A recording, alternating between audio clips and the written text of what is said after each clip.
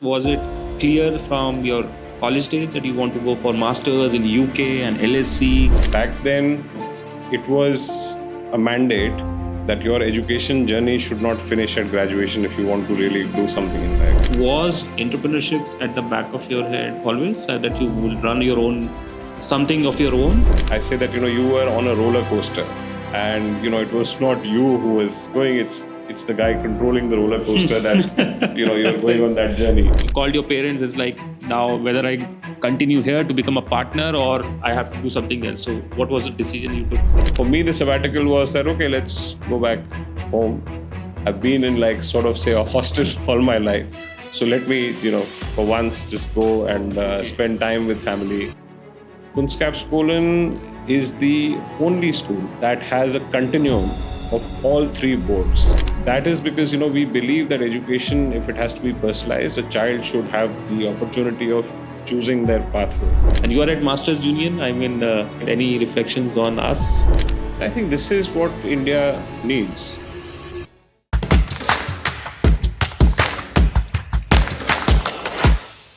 Hi, this is Ankur Vora, Intersect by Masters Union podcast series. Today we have with us Mr. Kunal Bhadoo, the Executive Director and Co-founder at Kunskapsskolan Schools, India. Kunalji, what an honor to have you here with us at Masters Union campus. Having visited your schools over the last so many years that I have been traveling and doing outreach, I think Kunskapsskolan Schools have been a revelation in the Indian higher education space. And the school education space, in higher education space, because we have got so many bright students from coming out of your schools, joining our universities. My own experience at Ashoka and OP Jindal, and now at Masters Union, we have been always very, very proud of the kind of students that have come out of Kunskapsskolan Schools. Some of my best friends, principals come from Kunskapsskolan Schools, and especially, I've been hearing a lot of good things about you, and I'm happy that you are here today with us. It's a pleasure. And I've heard a lot of great things about Masters Union, and I think we seem to share similar ethos, which is that we did something that was very disruptionary 14 years ago. And I think that's something very similar that I hear the work that you people are doing. And, ultimately, yes, there are a lot of questions that are raised by society about how things can be, but there are very few people who take the risk of grabbing the bull by the horns and addressing those things. So we did a small effort many years ago, which parents really supported us. And, this is where we are across India now, more than 5,000 students across our campuses. And I think I see a similar story building with Masters Union. Thank you so much for your kind words. And absolutely, Kunskapsskolan Schools story is an inspiring story for all of us at Masters Union as well. And we will deep dive into that. But before we do that, your own story, we would love to know more about your own personal journey a little bit. The early years of Kunal growing up, the city that you grew up in, the kind of schooling that you had, maybe some family values that have carried through all those years, from school to college to now the person that you are today. So, sir, if you can share some of your early years. So, the other day, I got to know that there's another venture that your promoter is working with, which is the TETA. Which is generally students spending, their life. Yeah, it's a 7-country program. So I guess I probably had like a TETA moment in my early life, which is, when I was just 6, I come from a small town in Punjab called Abohar. That's what my hometown is. I come from a family of people associated with agriculture. Abohar is famous for kinus, the citrus mandarin variety, and we have farms of kinus in Abohar. Abohar is called the California of India. Unfortunately, I think the aspirations that my parents had for me, there were no great schools there, and the trend generally was that you end up going to boarding school. So I went to boarding school at 6 years of age. 6 years? Yes, okay, so early. In grade 1. And that was a convent of Jesus and Mary, Hampton Court. And then I went on to, so that was a prep school till grade 5. Subsequently, I went on to Mayo College, Ajmer. Oh, wow. And my final 2 years of schooling were at Delhi Public School, R.K. Puram, in Delhi. And I always tell people when they ask me about my Kunskapsskolan journey also that I said, all these 3 different schooling system influences had a great impact on me in terms of, ultimately what I did in later in my life, which we'll talk about. But so yes, I think the school So journey, boarding school throughout. yes, throughout boarding school, and then after that, I had, in fact, at the time, this is way back in '96, when IILM, which is another Yeah. private player in this space, they got a affiliation with the University of Bradford, and they launched their BSc Honors Business and Management program. Yeah. And I think, '96, generally, this sort of thing was like very unheard of, that a foreign universities, full program here. I mean, there were skeptics, there were this thing, but you can say that, it was a startup moment for them. And, I deep dive studied what it was and took a calculated risk. And I said, yes, I mean, we were the guinea pig batch, I say, but I think it turned out really well. Hats off to, the people at ILM who were visionary in bringing this sort of thing way back then. Yes, today's date, the world is full of opportunities. This is almost but- 30 years back. 30 years back, 96. And subsequent to that, I had the privilege of getting admitted to the London School of Economics in a Masters in Finance program. And this was more of a roller coaster. I mean, this wasn't planned. I think it was destiny. And while I was completing my Masters, I called my parents and I said, what do I do next? And they were like, if you have to learn farming, I mean, with a person of your intellect will possibly take about 15 days to master everything that is there. Yes, and then it's a lot of hard work after that. But we're live and kicking. So, if you're out there, just go and get some exposure. And PwC, had come there for like campus hiring, and they picked me up. So I landed my first and only ever, job that I've done in my life was with PwC. So let's pause here.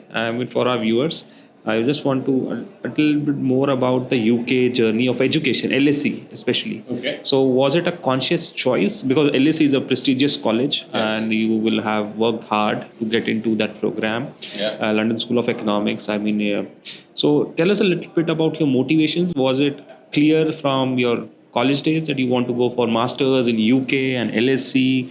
And so what was that trigger? What was the trigger? See, I think back then, a couple of factors actually. Back then, it was a mandate that your education journey should not finish at graduation if you want to really do something in life. So, you had to kind of, go for a master's. Very different abroad. You do your undergrad, you work, you do something, you find your spike area, and then you go and do a master's in, right? Here there was a different trend. So I think we were just programmed at the time that you have to finish your journey with a master's. Now, having said that, LSE was something, I think both ways if I look at it.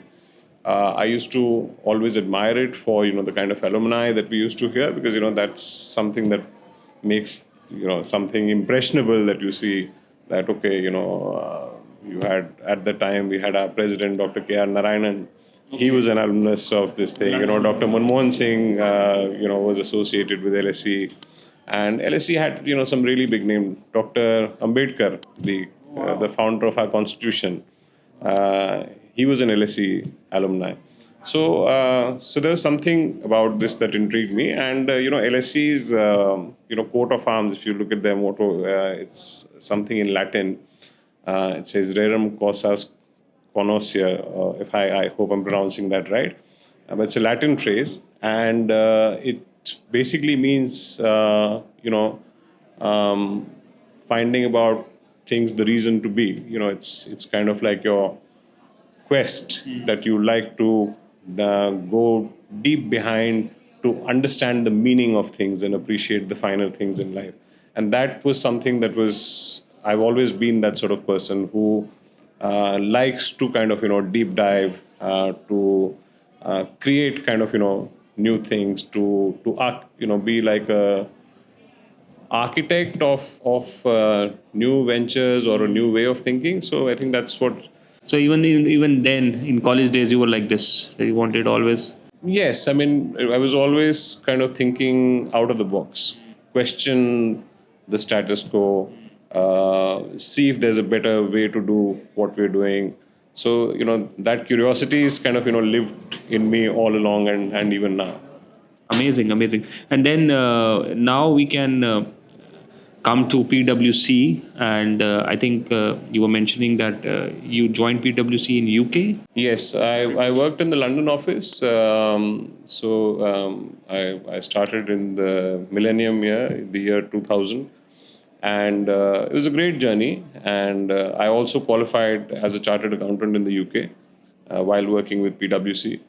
And I had a stint as with the assurance and advisory services, where I had a lot of top banks as my clients, investment banks and retail banks. So, JP Morgan, Barclays. I once had the chance of even providing services to the government regulatory scheme. They had the financial services compensation scheme. To working also in corporate finance, where we were doing advisory for governments in the infrastructure space. So I guess that was just something that was a great time. I was there for exposure. So I wasn't really kind of didn't have my blinkers on that I have to reach somewhere, but it was like just get to learn as much as I can. And somehow I, in that journey, also saw myself getting pulled into training and mentoring and helping out, and that's something that would give me like an equal kick, if you would say, as much as numbers gave me. That's why I went for a career in finance, and it was a great journey. I think PwC, as I said, is the only organization that I ever worked for. Because after that I became an entrepreneur. And how long were you there at PwC? So at PwC, I spent about nearly 6 to 7 years. 6 to 7 years in London office. Yes, in the London office, and I got to the level of a manager. And yes, that's the time that I then spoke to my parents and I said, now my life needs a bit of direction. So either I'm going to just put my head down and work my way to the top to become a partner. Or if I have to do something else, then now's the time. Now is the time. And they said, it's really your call. And somehow I think...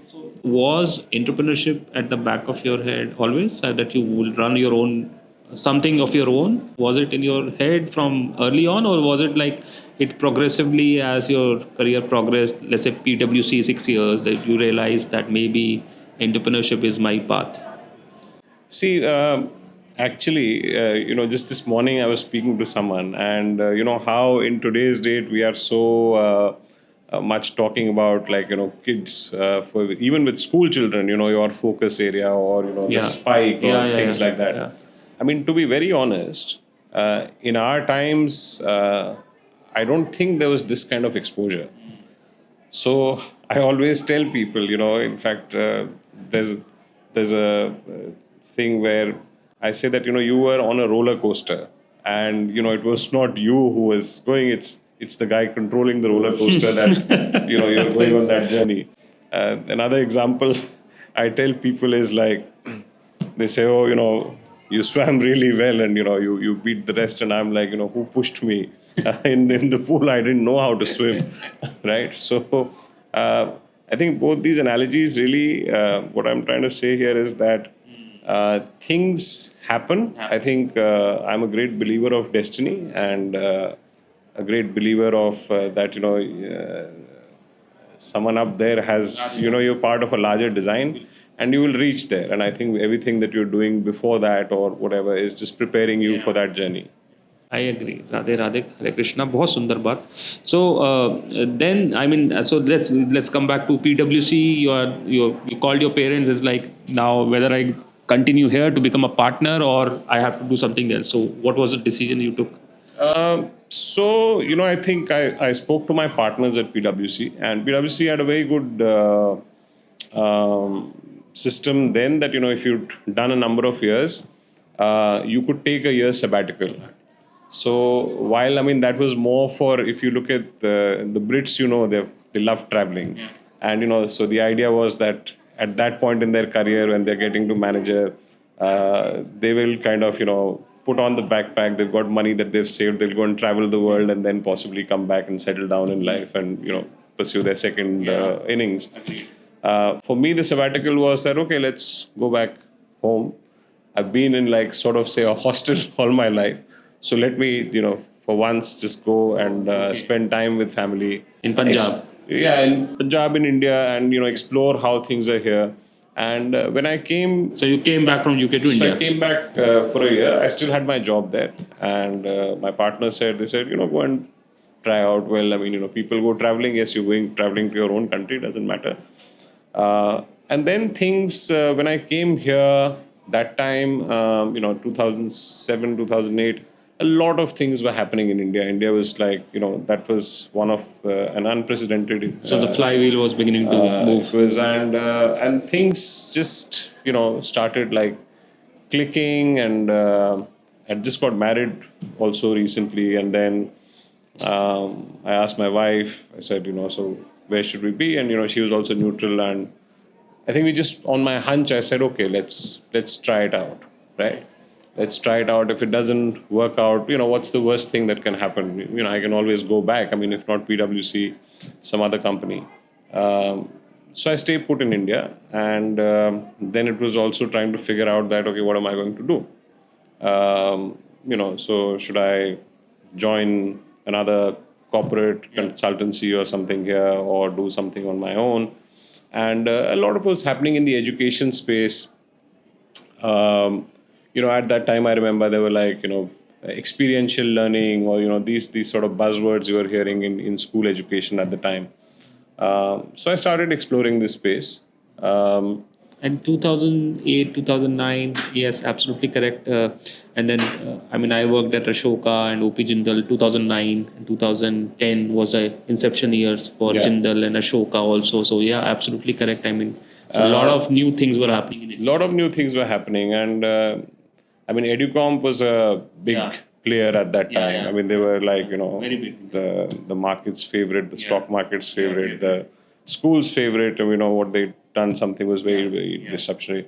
And I happened to meet Mr. Shantanu Prakash, out of interest that I shared common interest in education.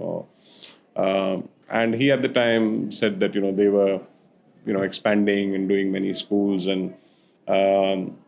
And I just kind of said, this is an area very close to my heart. I like it, but I said I have absolutely no clue how a school is run, what has to be done. The best thing I have is I've been to school myself, to good schools, but nothing more than that. And, he gave me an opportunity to, just understand with people in his team in terms of, what it was. So may I just take pause here? Why education? Because you were working in PwC. Was there an inclination for you that you want to be in education? I think if I look back, intrinsically what I felt at the time. See, I told you I come from a small town in Punjab, right? And at that time, at least I can say, I think places like London are where anyone aspires to probably go and live. And I did that for, I got the chance to be there, to live there for 7 years, right? Experience things there, life in general, professional culture, professional life. And I guess there's nothing more, really. As far as that aspiration is concerned. So I guess, life comes full circle. That was done. And you say that, okay, you've You've seen what it is. I mean, you got a chance to work at one of the top companies in the world, work with top clients of the world who are, masters in their field, studied at the best of universities. And then, there was this thing that I think you need to share this back, share this experience back to the community. That's why. I was fortunate enough to probably, as I said, sit on that roller coaster. But if you had to give back in a structured and planned way, so that as many people can benefit from the journey that I took, and so I guess that possibly was a calling. Absolutely wonderful, wonderful. So now you are met Mr. Shantanu, and then you were having this conversation about schools, and so you. So yes, the school space. I mean, when I just started to just deep dive and look into schools like this, I mean, there's a lot of energy that I saw, and a few other people who then had schools. So I just started visiting and seeing that what schools were like, and I used to keep traveling, to and forth to the UK even after I'd just come here, and that's the time. One fine evening, I had just picked up a newspaper, and the newspaper had a report that the British government had called upon Kunskapsskolan to work with 5 or 6 schools in the UK, and that really kind of caught my eyeballs, because I said, well, I mean, the British education system prides itself as being what it is, and if they are bringing in an outsider to look at some of the schools, there must be something really adding value that they're trying to do that, and it just got me curious, and I started researching and knowing a little more what Kunskapsskolan was, and what I happened to kind of deep dive into it was just something which was really God sent for me. God sent, why? Because when I started exploring the school space, the idea was that what kind of school that did you want to conceptualize? You said that, okay, I want to have a school, so what? And there were 2 dimensions to it, mainly, I mean, multiple dimensions, but one dimension being that if you have to prepare children to be successful in the real world out there, so, the real world can be a PwC, the real world can be entrepreneurship, the real world can be, you working in the public sector, anything, the real life. So how can you actually develop those skills in children right from their school? Because when we were in school, the focus was academics, the focus was extracurricular activities, but no one was talking skills, because no one talked skills in the time that, good old days that we were in school. But now the world was talking the language of skills, and so I said, how do we really get kids prepared for this? The second dimension was that how do you make education enjoyable? How do you create motivation in children to be self-regulated learners? That you're doing it for yourself, you're not doing it to please your parents or under some sort of pressure. And as I told you, 3 different schooling systems I saw. The missionary system was very nice. At that age, children need the love and care. You're like a single child, of your parents, the center of attention. Suddenly you get thrown into a classroom with 25 others where you have to share space, and you're not the most important person. Yeah. And, a nurturing environment that kind of, is able to transition you from that journey to, I said, a school like Mayo College, which really shaped me and made me a warrior, a problem solver. I tell my son that, I said, you're very privileged, that what your generation in today's day experiences. I said, Mayo College was one of the most prestigious schools at the time. Yeah. Yet, I said, when it came to summers, we only had fans in our dormitories. And when it became peak summer, Ajmer being in Rajasthan and being where it is, there were nights that we spent with wet bed sheets, draining out the excess water, taking them over us. So, that was like our Jugaad AC, the fans air filtering through that, and, that's how we would sleep. Um, so Mayo was, had a great impact on me in terms of, just really seeing that, the buck stops at you, right? Fight it out. You got to survive. You need to, and DPS RK Puram, at the time was obviously, even now, for its academic excellence, academic prowess, you had tons and tons of people getting into IITs and all sorts of top colleges. So I said, how can you have a school that combines the best of all worlds, all the experiences, right? And combines, this whole that today's day, the relevant education that we talk about, the skill based, and at the same time, there was also this quest. I said, but when I had my fellow students, we all shared different interests. I mean, there were certain common interests, but there were different interests. So I said, okay, how can education be personalized? That I get to do, or I get to learn in the way that I want to learn, right? I don't have to rush through, or in something that I want to spend more time with, I can do that. In some things, if I'm good, I have the opportunity in my school to go higher, rather than just be bored and sit out there and just wasting my time for the class to get over. So there were all these things, and when I started to learn about Kunskapsskolan, I mean, it was just as if God had crafted something and just put it out there.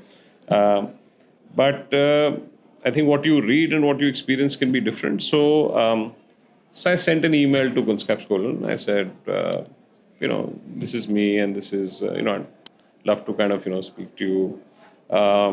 They replied back after a few days, thank you for your interest, this thing.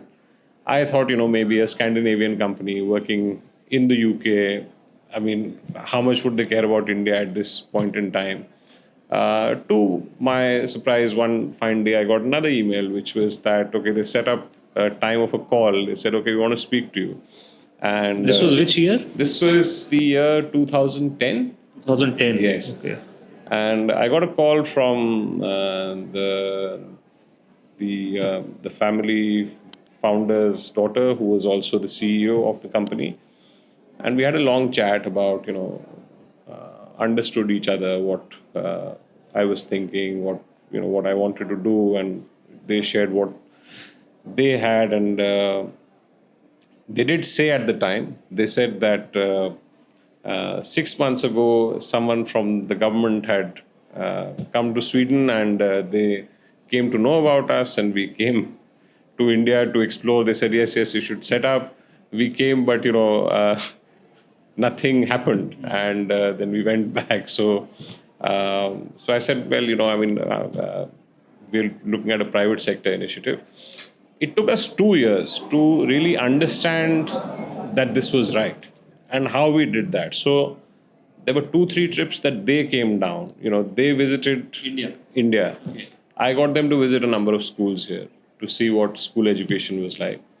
They invited me to Sweden. I happened to visit different parts of Sweden, right from Stockholm to suburbs of Stockholm, to see what the Kunskapsskolan program was in like, and what kind of students it was producing.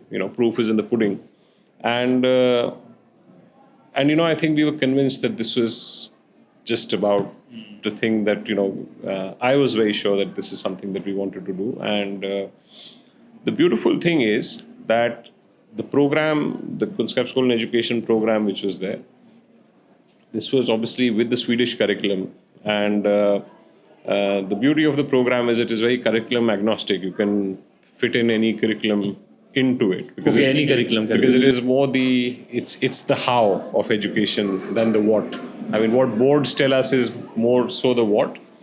Yes, I mean, IB or Cambridge, have a little bit of a thing about the approach in general, but broadly, I think they tell you this is what has to be taught, and it's really down to you how you teach it. So it's the how. And I happened to, at the time we started deliberating that, okay, how should this go ahead? I mean, what board should we choose? And I was lucky also at the time that the family promoters of the Manav Rachna group of institutions, they were family friends, and we just got talking one evening. I said, this is something that I'm planning to do, and they were very excited about it. They said, "Oh, this sounds great," and I said, "Do you want to come on and be part of this?" And they said, "Why not?" So that was great. I mean, to have the edupreneur in me with this thought, with the vision, what had to be done. People who are, grassroots into education, who sort of, understood compliances and, how things had to be done on the ground. And then you have have someone who's an architect of a great educational program. And we deliberated and we said that, see, Kunskapsskolan vision, even in Sweden or anywhere it works, is not as a very elite school. The founder's vision was that, this concept was founded on the premise to benefit maximum number of people. And there's an interesting story also how the KED program actually came into being. And, rewind to 1999. So rewind to 1999 when the first school started. So Mr. P. Emilson, who's the founder, he's one of the top business advisors to a lot of companies in Sweden. And at the time, I think even their conversations used to happen that what you study in school is not relevant to later. the real world. And he kind of I think was again someone who grabbed the bull by the horns and said, "Let me do something about it." So he took inputs from academia, from business leaders, from everyone, saying that what is it that you guys want in terms of your human resource? What kind of people, what kind of skill set are you trying to recruit? Took that, went back to the drawing board, got a team of educationists and said, guys, okay, you're teaching them the science, maths, languages, social sciences, that's okay. But I also want you to teach this. And then the challenge was that, okay, but you've got finite time in school. You cannot kind of extend the school day to, also teach this. So then they decided that, okay, let's interweave what has to be taught in such a way, let's develop the curriculum in such a way that while learning this, they are also developing skills that are actually required. So that's the history of the Kunskapsskolan education program. And, fast forward to 2010, we decided at the time that if we have to look at India and developing, India's human resource at a large scale, it has to be the Indian national curriculum that we cannot ignore. And it was beautiful how we took the CBSE curriculum and intertwined it with the KED program. Okay. So a lot of people ask me that, okay, how does that work? So I say, for something abstract, always hear a conversation of two people. So at one time, I heard a conversation of two people. A parent of Kunskapsskolan was explaining to a prospective parent of Kunskapsskolan, how the school day is like, and the other one was still, it was kind of just going above the head. And, I think the person was a little, he said, see, actually, you know what? Kunskapsskolan does CBSE the IB way. So, so he said, nice, if IB is a very international, focused curriculum and, this thing. So they're doing CBSE the IB way. So I always tell people that, okay, if there's someone who does not really understand, I think this is the most easiest way to this is the easiest way to this thing. But I think, that's how the journey started. And, so the first school was established in 2012. In Gurgaon? In Gurgaon, and we had a terrific response. I mean, I have 275 families in the first year for something which was absolutely new. It was like, as I said, as disruptionary as what you were trying to do.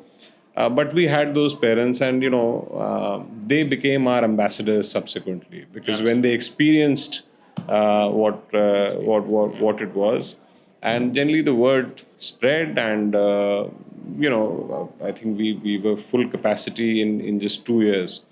And this then started getting interest of other people. So our next school um, happened in Lucknow, and then subsequently in Bangalore. Uh, we have two branches now in Gurgaon because Gurgaon was expanded. So there are a few other interesting things about Kunskapsskolan, especially in Gurgaon, that I'd like to put on record. Please do. That Kunskapsskolan is the only school that has a continuum of all three boards. So when we talk about personalized education, as a student of Kunskapsskolan in Gurgaon, you can go through any of the three boards: CBSE, Cambridge, IB, right from the early years, right till grade 12 or ASA levels or the IBDP. So that is because we believe that education, if it has to be personalized, a child should have the opportunity of choosing their pathway. And the KED program, in terms of how we do things, is the common thread that binds all these three different curriculums. So this was great, but I think there's another thing that I'd like to mention, which is extremely satisfying for me. So I told you I come from a small town in Punjab called Abohar. Abohar. I've been a DPS Arkipuram alumni, and just before this Kunskapsskolan thing happened, my parents were always after me. They said, if you want to give back to the community, start from where your roots are. And I spoke to the Delhi Public School Society, and I said, I want to start a school. I want to start a DPS. And they said, but Abohar is like a tehsil. It's not even a district headquarter. We don't have any schools that we've given in smaller towns. And I requested them, and so I think even today, DPS Abohar has the rare distinction of being the only school in the DPS society that is not in a district headquarter. And so while the infrastructure for that was developing, Kunskapsskolan happened. And I just, in my conversation with my Swedish partners, I said, well, I'm coming up with this. I know what we've done here, what we've achieved here, and this was very disruptive. But I said, ultimately, when you're looking at people, human resources, I mean, everywhere people are the same. It is only different exposures and opportunities that they get, shape them. And I said, I'd like to implement this KED program in Abohar. And I think people, generally my members of staff here, were a little kind of shocked. They said, will it really work? I mean, will teachers in a small town really have that mindset? It's equal to how if today you say that, okay, I'm going to launch an IB school in like a really, really small town. Yeah, and you absolutely. say, they need, Yeah. So it was that moment. But they were game, and they supported my idea. And we started the Delhi Public School Abohar with the Kunskapsskolan education program Wow. in it. This is way back in 2014-15. And very great to see how it kind of shaped up. So the educators, everyone, so the skeptics thought that, things would not happen. The educators stepped up so well. The students and families stepped up so well. Obviously, at the time, people were, so we have this thing called the Learning Portal, which is a digital resource, which is a cloud-based resource that we use. And to access it, obviously, you need a device. Now, imagine way back in 2014, in a small town, where you hardly even have like the internet in a lot of places. And Abohar is like, it's a mandi town. So it's a small trading town with like an agricultural, rural economy around it. So our kids were like from all over, from town also and from the neighboring villages also. So, suddenly having like tablets to access your curriculum, using digital planners, things like that. I mean, it was just overwhelming for a lot of people. But essentially, what I always tell people is that if you say that you want to prepare kids for life, right, you have to prepare them for the reality which is there.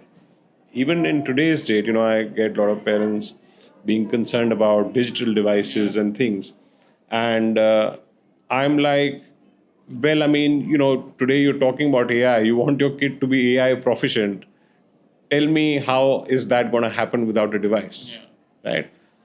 Yes, you need to. In fact, we had a Swedish headmaster who came in when the school started in Gurgaon, and I used to have a lot of conversations with him. And one conversation that I will highlight, which was around something similar, and he said, "See, we cannot promise as a school or as an institution that no issues will ever happen, that you will be foolproof." Right? I mean, that cannot even happen with machines, let alone people. But we as an institution stand for a fact that if an issue happens, we are there to listen and make a sincere effort to resolve it. The second thing that he told me, he said that if, all the vices that you have in the world, right, you're trying to keep kids away from them. Yes, I mean, and the strategy that we use is that, okay, that's really bad, don't go near it. But he said technology is not a vice, that some parents kind of, just get a little just too defensive with technology. He said, if you let kids adopt technology, and as a school, you can teach them how to use technology in a regulated way, wisely. it will not have that impact. Another interesting thing that I want to tell you about Kunskapsskolan is that when we started our school, so it had we had the Swedish architect who designed the school, and for the first time you had a school that inside how the infrastructure was, that it had no walls. I mean, there was glass used everywhere. And when we had people who were there, who would kind of see it when the infrastructure was coming up, they said, oh, kids are going to get distracted, there's glass, they will see people coming in, coming out. And the architect said no. He said, we've been doing it for 20 years. Yes, you will come one day, you'll find it very interesting, you'll be distracted, oh, there's someone next door there. The second day a little more, the third day you're not going to bother about it. So what that glass is doing is that it is creating a sense of openness. It is bringing in natural light. It is creating a sustainable, your energy costs are going down. So it's doing a lot of good things. But just because you would step back and say, oh, well, kids will get distracted, which they aren't. So you should not hold yourself back from doing these things. So yes, it's been an interesting Amazing. journey, as I said, with all these things. And recently, even with Kunskapsskolan, we are set to become the first IB continuum school in Lucknow, and in fact in the entire state of Uttar Pradesh. Uttar Pradesh. Oh, wow. We will be the first IB continuum school. In Abohar, that again I talked to you about, we launched the Cambridge curriculum last year. So again, it's a small town. I said, why not? And again, when I launched it, this was again me, that watershed moment where people were like, well, people are still very traditional, this thing. And to our surprise, we had half our kids switch from the national board to Cambridge. People are aspirational. And that's what I say, that we should not decide on people's fate in terms of, how people should be. People are smart enough. If you have to prepare them for tomorrow, if you have to prepare India for a global space, right, that we talk about innovation, we say that, okay, we should just simply not be copycatting what's out there in the West. We should have our own unique solutions. You have to have a mindset there. Wonderful, Kunalji. Amazing story. I mean, your work, Kunskapsskolan, and then the Abohar story is amazing. I mean, that full circle movement, you really are doing that. I mean, I have not heard about Abohar, but now that I have heard about the DPS story and the Kunskapsskolan story, and then now Cambridge also in Abohar, I mean, that is the most inspirational thing. Kunskapsskolan is transformational, bringing them here, and what you said, I mean, the universe conspires to get the pieces in place for you. I think we have really wise piece of advice for our youngsters here also. And you are at Masters Union. I mean, and you just had a brief interaction with my students, and you saw a mela that is being hosted outside. Any reflections on us and our students? I think this is what India needs. I mean, to have this mindset of creating something. I mean, there was someone talking to me how they're developing a solution, trying to develop a solution for schools for to help teachers. And I asked him something. I said, just few days ago, Claude kind of had this update, and it'll probably render a lot of businesses out of work. And I said, by the time you develop something and try to apply for a patent, you'll have someone who's sort of come up with like a similar product. And so I said, just the scale of disruption.